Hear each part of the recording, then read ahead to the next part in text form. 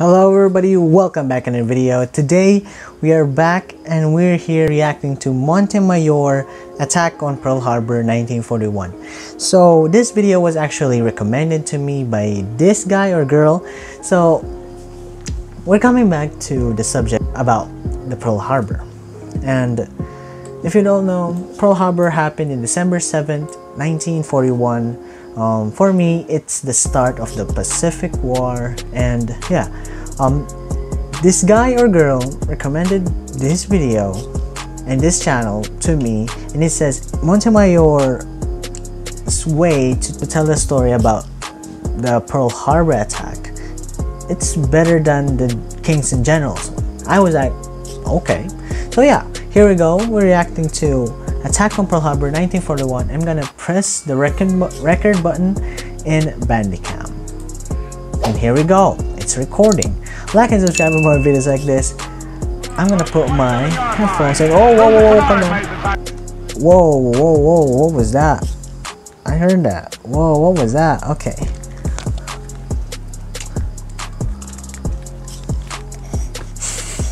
Okay, let's go. 27-yard line. Bruiser Kennard made the tackle. We interrupt this broadcast to bring you this important bulletin from the United Press.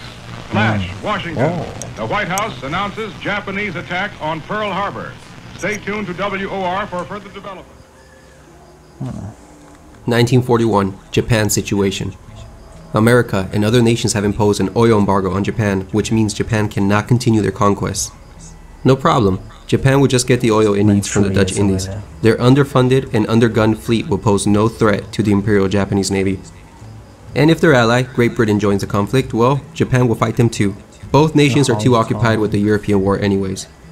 So, through their new conquests, Japan's demand for resources shall be met.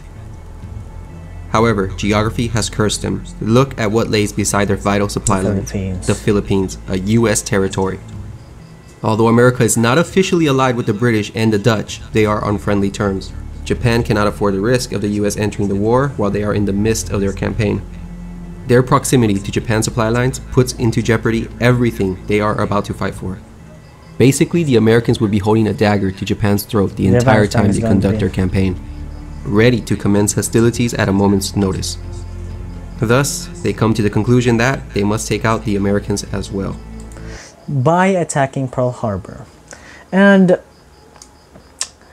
the attack on Pearl Harbor was very devastating, very disappointing in the Japanese perspective in 1941, because their plan was to take out the USA by attacking their precious harbor in Hawaii, Pearl Harbor.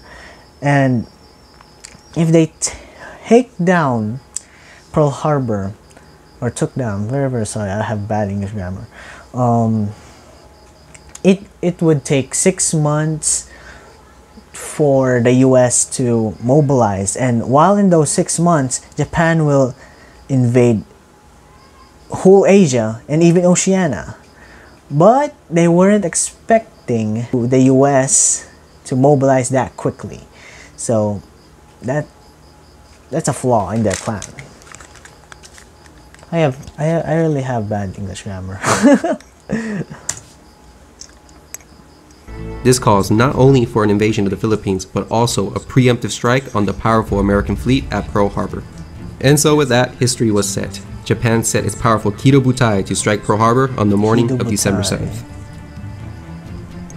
Now, the goal of the raids was as follows. 1. Sink a battleship. This was for propaganda purposes.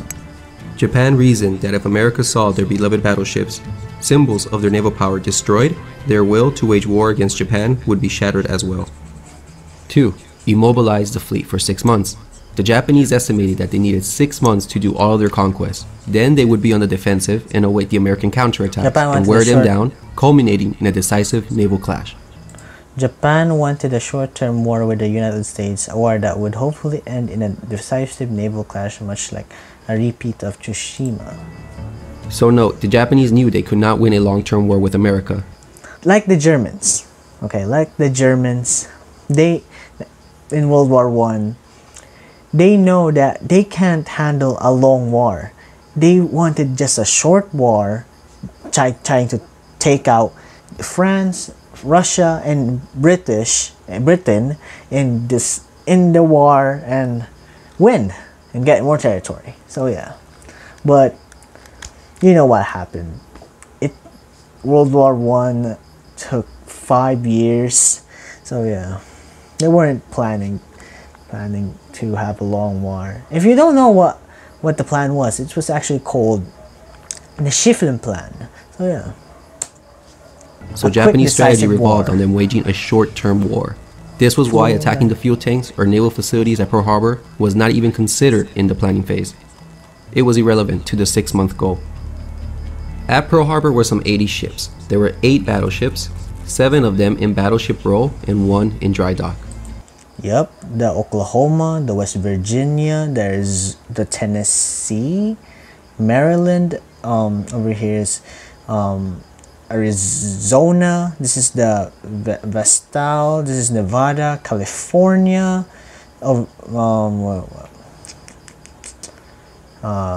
Nevada, and this might actually be the Downs and the Cassin, and I don't know what this was. So this is the California, and the light cruisers are actually over here, and the light cruiser that I know is the Honolulu over here. So yeah, 8 cruisers were at Pearl Harbor, 4 of which were accessible to torpedoes, and dozens of destroyers and auxiliaries were docked elsewhere. Unfortunately for the Japanese, the 3 American carriers were all at sea and not in port that fateful day. The attack on Pearl Harbor would be carried out by 6 fleet carriers and its strike force of 350 planes. Their crews had endured 10 months of training for this attack. In addition, 5 midget submarines would be tasked with penetrating the harbor and attacking in conjunction with the main airstrike. The attack would be composed of 2 waves. During the first wave, Lieutenant Fuchida commanded a strike against the ships in the harbor. The key to the first wave was the 50 level bombers and 40 torpedo bombers, also known as Kates. Their torpedoes had been modified with wooden fins so that they could be effective in the shallow waters of Pearl Harbor. Their priority targets were the battleships and carriers at port. The first wave of 183 aircraft was launched at 6 a.m.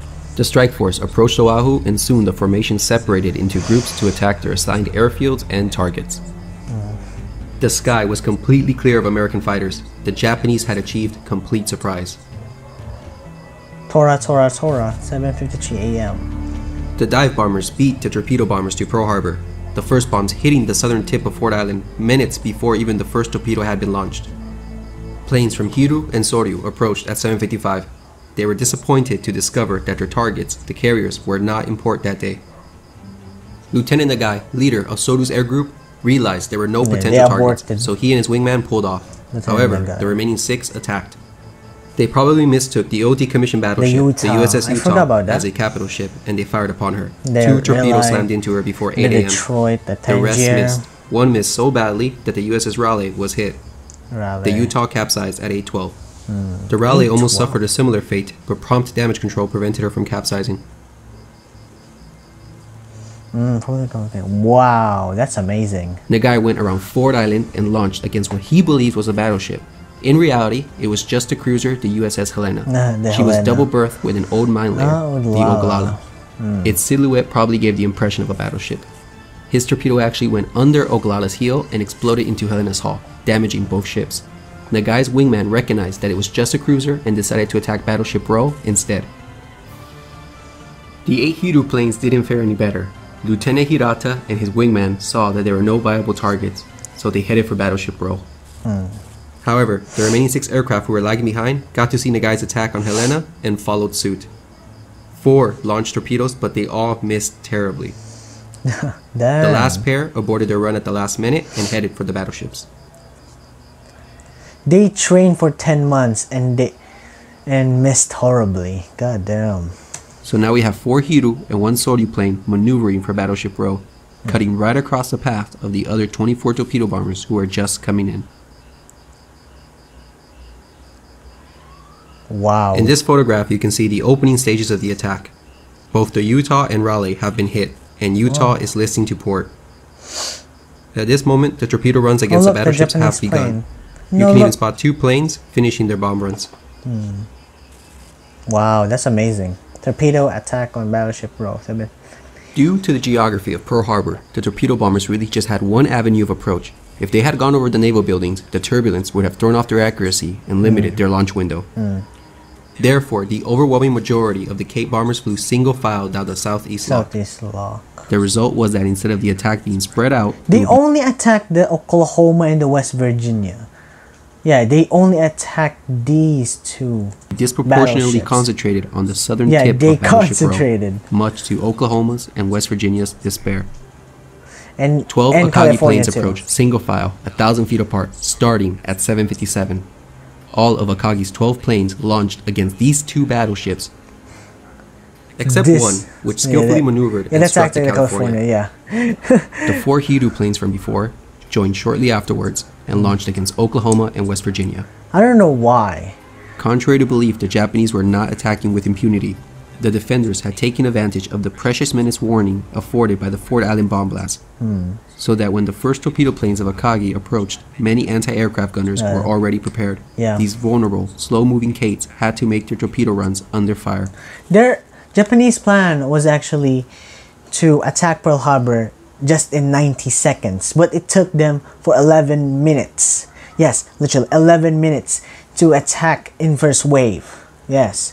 So that means their plan just blew. So they have to rely on wave 2. But we all know wave 2 was very, very disappointing.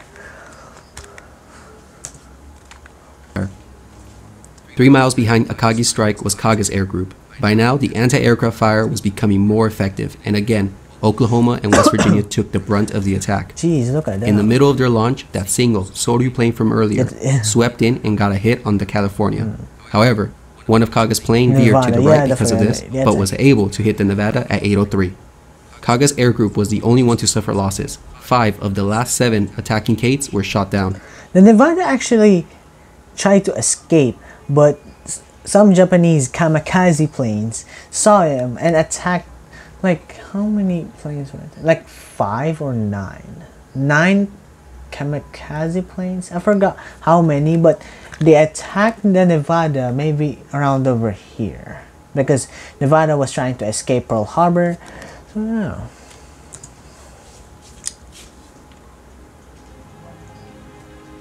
In this historic photograph, the torpedo attack is Yeah, perfectly Tennessee, captured. Maryland, and Arizona. You can see the torpedo hits on the Oklahoma, West Virginia, and the California. All of them are gushing out oil. In the background, you can see Hickam Field burning, and the Helena can be seen leaning against the Oglala. And a Japanese plane can also be spotted. It's over here. However, the attack wasn't executed as smoothly as hoped. An attack that should have taken less than 90 seconds stretched out over 11 minutes from first run to last. Some had to abort and redo their runs due to mutual interference, and the mutual heavy interference. anti-aircraft fire threw off the pilot's aim and caused them to over-concentrate on just 2 battleships. 21 torpedoes were launched at Oklahoma and West Virginia, over half of the available torpedoes. Oklahoma had 12 torpedoes launched at her. Oklahoma actually capsized 50 minutes ago. Later.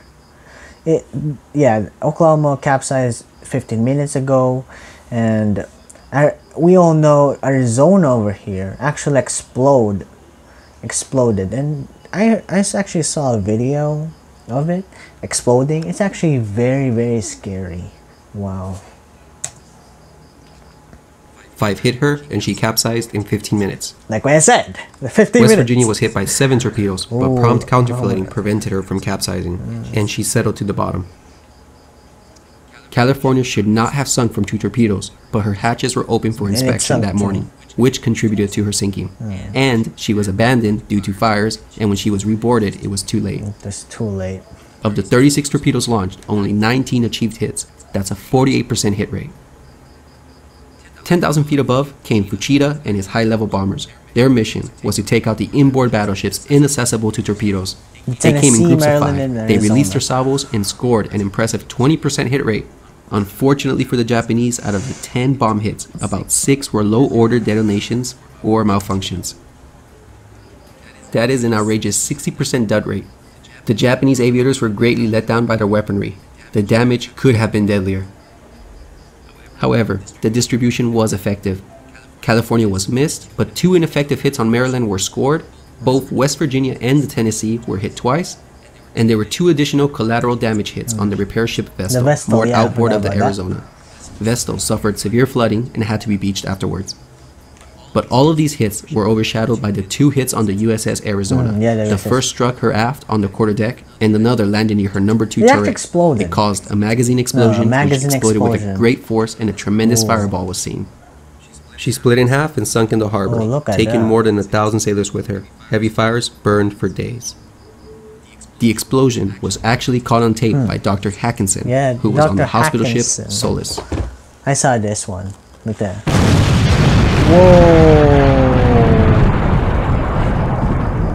That's scary. Wow, look at that. Jeez. 1,177 sailors went down with Arizona. Half of the people killed that day. Just in one ship. Nevada was the only battleship not suffering heavy damage and capable of getting underway. She did so at 8:40 with the intention of heading out of the channel. Now, one of the mini-subs actually did make it into the harbor. The other 4 were unsuccessful. At 8:36, the sea tender, the USS Curtis, spotted a sub. The submarine fired at Curtis but missed. In return, the submarine was hit by a 5-inch shell.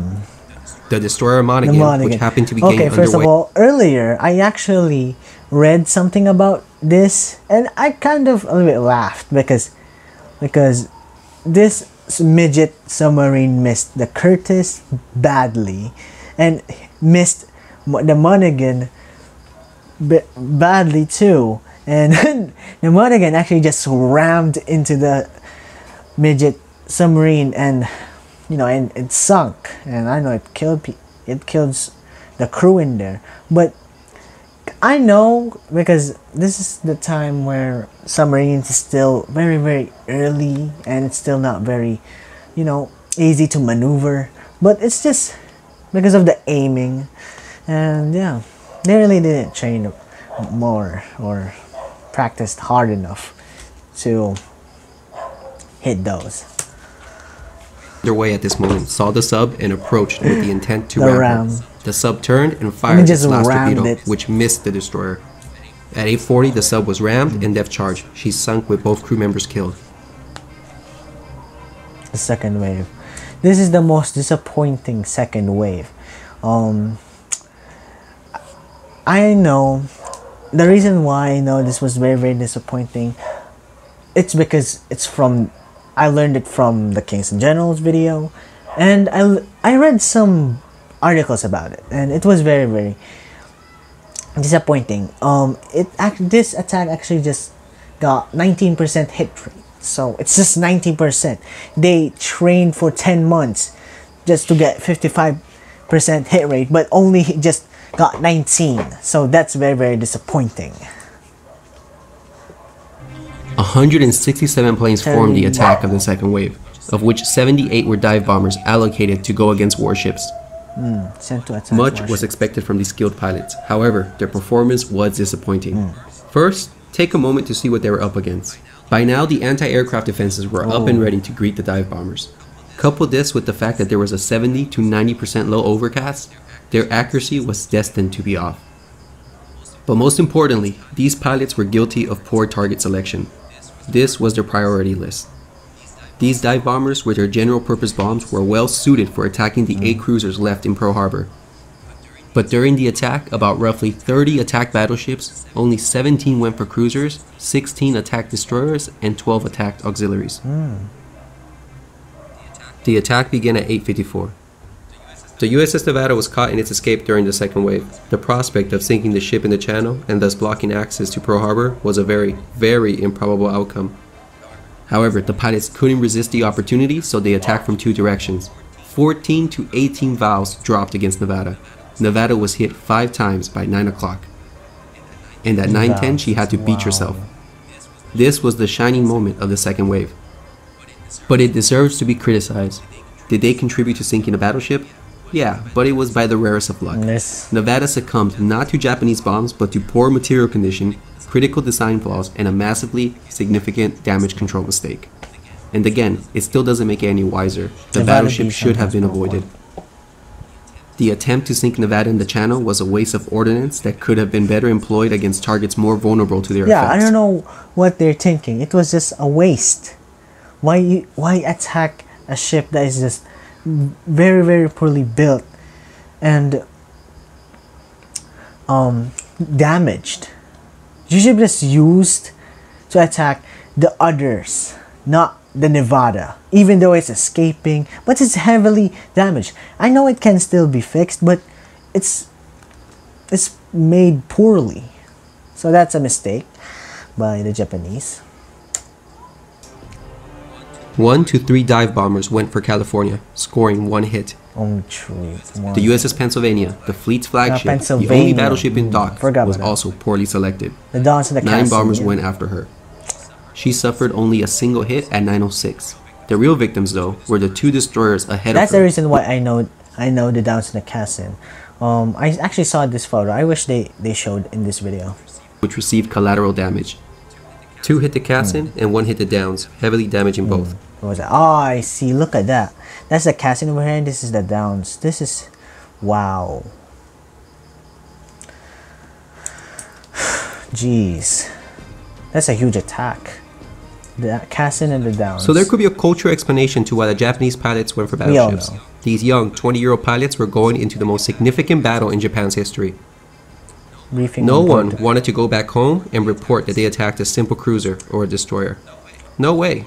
They wanted to go for battleships, sticking true to their samurai spirit. And that's the reason why Japan has a lot of casualties in World War II.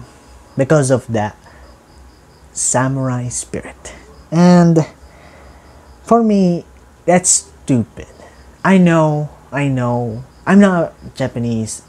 This is not a mockery, but you should just made it a little bit safer. Not because if you don't know, the samurai spirit is if every time you're in a war, you have to die honorably. If you surrender, that's a dishonorable act to the samurai spirit. And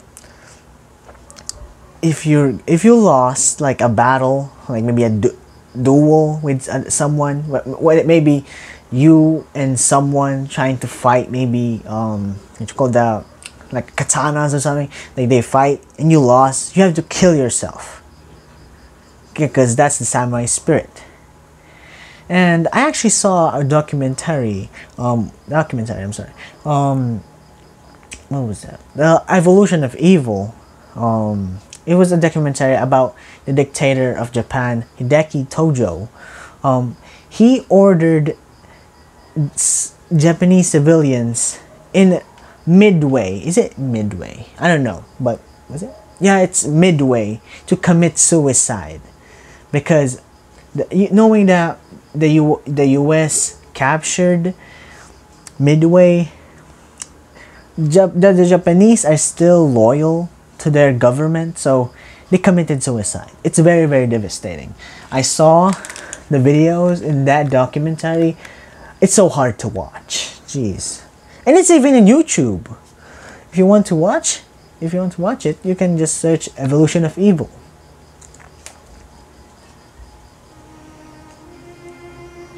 But overall, the second wave attack was just scattered throughout Pearl Harbor, with many attacks missing their targets. Missing horribly. The Yosho.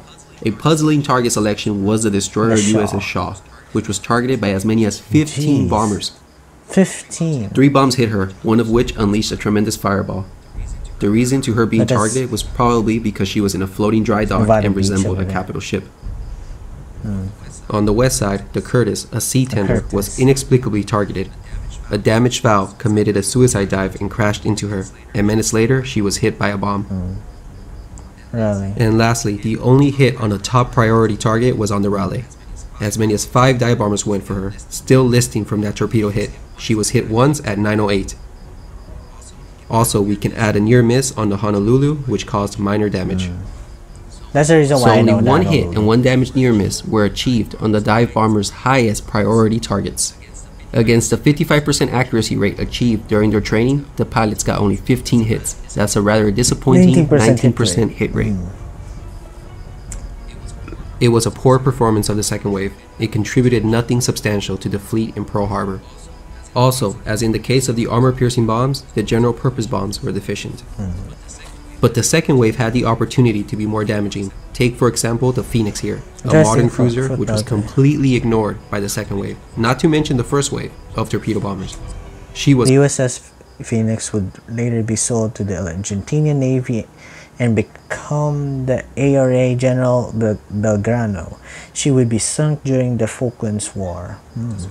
a suitable target. But even more telling was the fact that the naval yard was basically ignored. Yeah, 4 modern 10-ton cruisers were tied up here, all of them packed so closely together. One could hardly have missed anything of value had the attack been concentrated here. On top of this, these ships were in a very vulnerable position. Flammable materials were scattered throughout, hatches were open, fire main systems might have been isolated. A bomb hit here would have caused a tremendous fire and been particularly devastating. See, look at that. The Japanese was too focused to attack battleships in battle row. That is not really even that effective. The most effective is the light cruisers over here, the 10-ton cruisers. So imagine that. One bomb could set this place into flames. And by that, it would make the US, it would take the US maybe 6-7 months to fix everything and try to mobilize so that they can take back and get rid of the Japanese. Imagine if they attacked this. This would change the tide of the war. I know it's still the start of the war, but imagine if they just attacked this. We might have been like a Japanese territory. Maybe not that long, not until now. I'm just thinking, what if? It's a what if, okay? I want someone to make a video about that. And there was no smoke around this area at all. The Japanese missed a chance to deliver a more effective blow. Only about 10 dive bombers attacked this area, and as previously mentioned, only a damaged near miss caused any damage whatsoever. By 9:30, the attack was over. The attack left behind 2,335 people dead and another 1,178 wounded. Civilian casualties totaled 103, including 68 dead. Damn. 5 battleships have been sunk, but only 2 were permanent losses, the Arizona and the Oklahoma. The rest were repaired and served before the war's end. The Tennessee and the The Maryland. other 3 battleships at Pearl Harbor damage. suffered light damage. However, this attack didn't really cripple the Pacific Fleet. Soon the Japanese would realize that it wasn't these old, obsolete battleships that posed the real danger to them. It was the carriers that they had missed. They would soon feel their vengeance half a year later. To the list we can add a target ship and a mine layer, and the repair ship Vestal, which was beached. There was heavy to moderate damage to 3 destroyers, 2 light cruisers, and a sea tender. And there was light damage to a light cruiser. Honolulu. The Japanese also achieved great success on their strikes on the airfield spread out on Oahu. 160 planes destroyed. Yeah. Yeah. You thought it's only ships? There's planes too, so yeah. 160 planes were destroyed. They destroyed 2 to 3 times the number of aircraft that they had expected. The Japanese lost only 29 planes, 9 in the first wave, 20 in the second wave. A testament to the Americans' quick air defense. Also, none of Japan's 5 midget submarines made it back. Was the mission accomplished? Well, yes. All 4 battleships hit by torpedoes were out of the war for 6 months or more, and they had sunk 1 other battleship by bombs alone. And with that, the Kido Butai sailed back home, unscathed. World War II had just started for America, and the sneak attack left behind a temporary shocked nation, but a nation that afterwards would be resolved to finish the war with nothing less than a total victory on their side. The Japanese had awoken a sleeping giant. Oh, I love that phrase. Wow. I know. I love that phrase, okay? I love that phrase. So yeah. Wow. Japanese just woke up the sleeping giant. Ooh. It's just so good. That's the reason why I love the Pacific War. I love to learn more about it. And yeah. Wow. Like people in World War II, like the people that wanted to learn World War II sometimes missed like the Pacific War, the war in the Pacific, and they're focused on the war in Europe and just forgetting about the Pacific War. That's the reason why I love the Pacific War. And knowing that I'm a Filipino, I wanted to learn, and yeah. It's just very fascinating to me that my country is a part of the war, and yeah, it's just very interesting to learn like these types of battles and a war. Like I don't mind learning World War II in the Europe side, but if you're gonna ask me, I would rather learn more about the Pacific War, even though it's still in World War II.